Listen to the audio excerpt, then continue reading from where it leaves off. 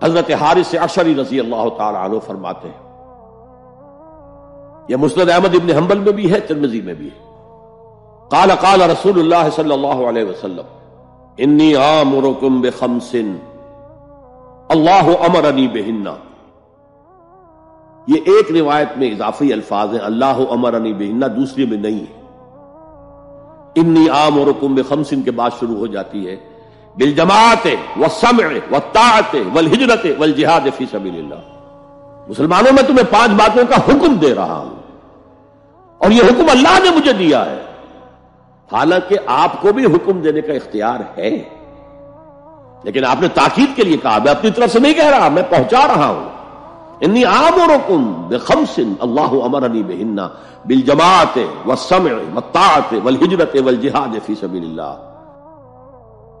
ذرا دیانتداری کے ساتھ ہاتھ اٹھائے ان مجمع میں سے وہ لوگ جنہوں نے پہلے کبھی یہ حدیث سنی ہے۔ ایک تو ادھر میں نے ہاتھ دیکھا ہے، اس کا چرچا ہی نہیں ہمارے ہاں۔ کیوں؟ یہ اس لیول سے متعلق ہے جس لیول پہ ہم سوچتے ہی نہیں۔ اقامت دین کی جدوجہد، نظام کو بدلنے کی جدوجہد، یہ ہمارے ذہن سے خارج، ہمارے تصور دین سے خارج۔ دیکھیے وہ جو ہے بنی الاسلام علی خمس، اس میں امر نہیں ہے، یہ خبر ہے صرف۔ اسلام کی بنیاد 5 چیزوں پر قائم ہے، شہادت اللہ الہ الا اللہ وان محمد رسول اللہ، واقام الصلاۃ وایتاء الزکوٰۃ وصوم رمضان وحج البیت من استطاع الیہ سبیلا۔ یہ حدیث کس کو نہیں معلوم؟ متن یاد نہ ہو یہ بات دوسری ہے، کس کو نہیں معلوم 5 ارکان اسلام حضور نے بتائے ہیں؟ حالانکہ وہاں یہ ہے میں تمہیں حکم دے رہا ہوں، اور چرچا ہی نہیں ہے ہمارے یہاں۔ جس گاؤں جانا نہیں اس کا راستہ کیا پوچھنا، جو کام ہم نے کرنا ہی نہیں، اس کے جو لوازم ہیں ان کے تذکرے کی کیا ضرورت ہے؟ یہ ہے ہمارا اس وقت کا عام مسلمانوں کا تصور۔ زیادہ سے زیادہ یہ کہ دین کو پھیلاؤ، پہنچاؤ، کتابوں سے، رسالوں سے، ویڈیو سے، آڈیو سے، مواعظ سے، درس قرآن سے، ترجمہ قرآن سے، یا تو یہ کہ اپنی ذاتی نیکی کا تصور ہے، اور یا پھر اس سے اوپر صرف یہ دعوت و تبلیغ۔ اس سے اوپر کی تیسری منزل جسے اقامت دین کہا جائے، جو خصوصی الفاظ حضور کے لیے 3 مرتبہ قرآن میں آئے، هو الذی ارسل رسولہ بالہدی ودین الحق لیظہرہ علی الدین کلہ۔ کسی اور نبی کے لیے 1 دفعہ بھی نہیں آئے، حضور کے لیے 3 دفعہ آئے، سورہ توبہ، سورہ فتح، سورہ صف۔ یہ چونکہ چیز ہمارے ذہنوں سے نکل گئی ہے، لہذا اس کے جو متعلقات ہیں اس کی طرف بھی توجہ نہیں ہے۔ سیدھی سی بات ہے، منطقی بات ہے، جس گاؤں جانا نہیں اس کا راستہ کا ہے وہ پوچھنا۔ یہ 5 چیزیں ہیں لازم۔ جماعت کی شکل میں رہو، یہ بھی فرمایا علیکم بالجماع، یہ حضور کی حدیث ہے، علیکم بالجماع، لازم جماعت کی شکل میں رہو۔ اور حضرت عمر کا قول ہے، اور آپ کو معلوم ہے کہ صحابی کا قول بھی حدیث کہلاتا ہے۔ حضرت عمر فرماتے ہیں لا اسلام الا بالجماع ولا جماع الا بالامارہ ولا امارہ الا بالاطاعہ۔ کوئی اسلام بغیر جماعت کے نہیں، کوئی جماعت بغیر عمارت کے نہیں، اور کوئی عمارت بے فائدہ ہے اگر اس کی اطاعت نہ ہو۔ تو پہلا حکم بالجماع والسمع، اور سنو،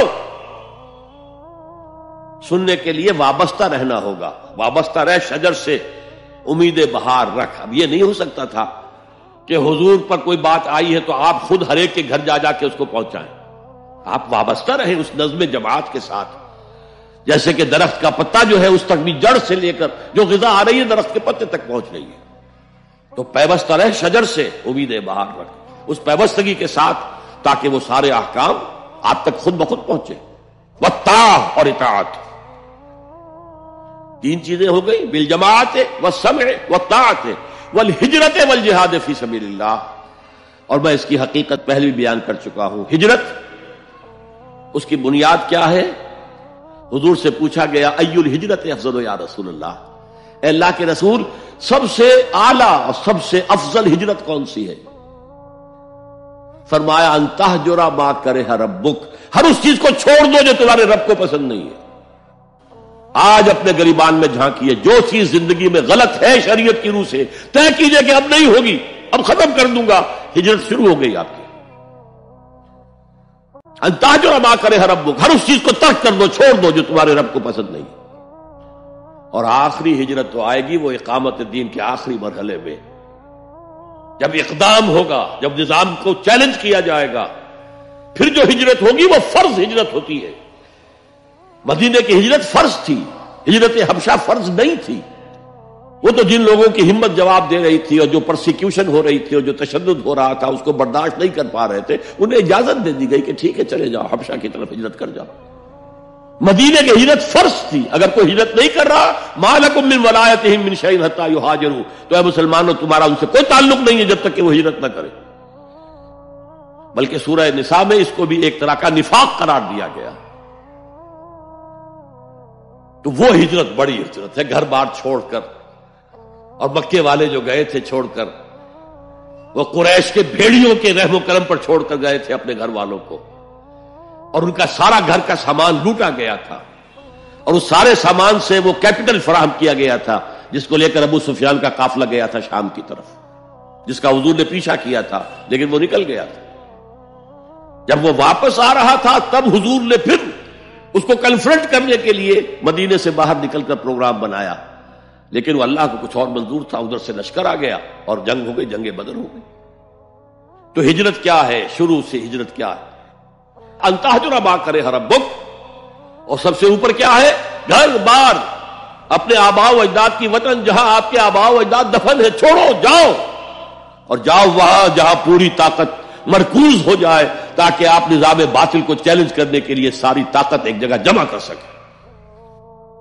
اور جہاد پوچھا گیا ای الجہاد افضل یا رسول اللہ، سب سے افضل جہاد کون سا ہے اللہ کے رسول؟